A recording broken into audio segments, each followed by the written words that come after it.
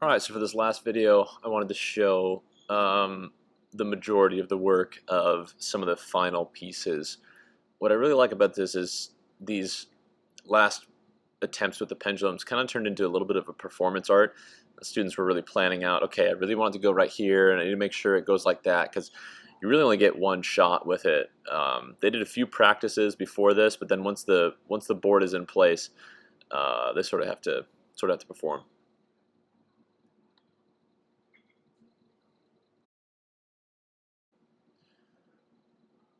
This one really shows how precise and tidy a really small pendulum can be. If you're thinking about doing a project like this and you don't have big, huge ceilings, just take a look at this one.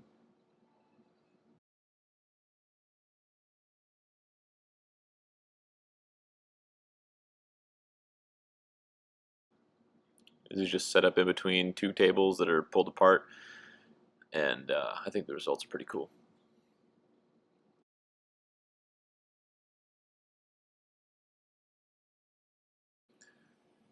Here's another one. This is just the string is just clamped to the edge of a table and has a slight loop in it. I think this one came out pretty well. Again, you don't need to have big old 15-foot ceilings like we do here. You can do this really anywhere.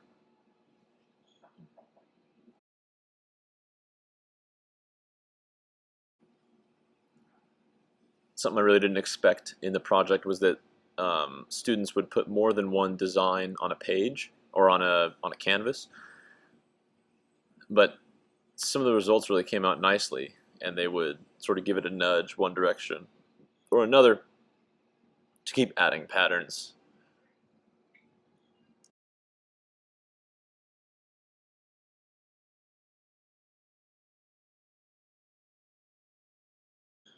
This one was built underneath a ladder.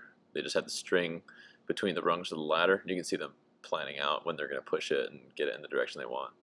Some groups took really detailed notes about, like, from this angle, push once and then wait, a couple seconds, and then second time we push it this way, and that was a really unexpected behavior out of this project, but they're happy with the work, and I think they had a good time.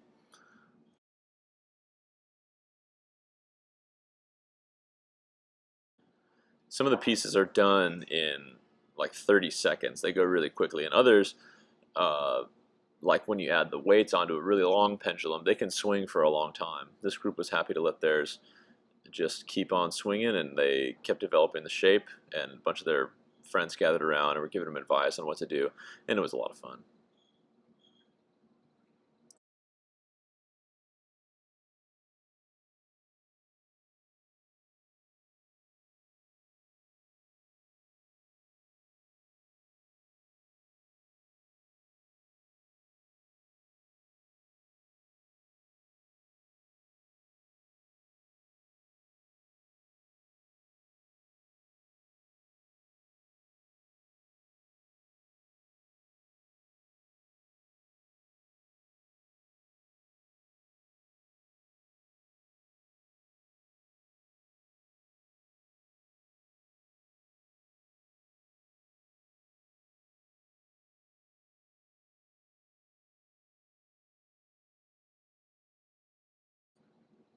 Something kind of surprising in this one is that right at the end there, it just runs out of paint at exactly the right time, and I wonder if that we could make that so it's planned. So rather than having to reach in there and catch it, it would just cut off exactly the perfect time. There's a lot more planning in this one with the compound pendulum, trying to get it centered, and they're making sure they start it from just the right spot to get the shape they want.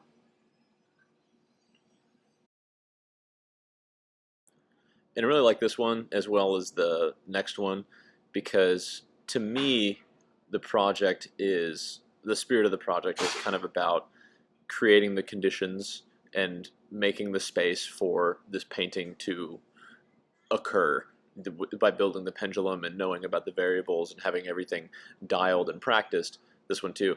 So it's really rewarding to see groups who know it's going to happen before they release the pendulum. They've practiced it enough, and they've worked with the variables enough so that what happens on the page isn't really a surprise to them. They just kind of created the conditions for it to happen.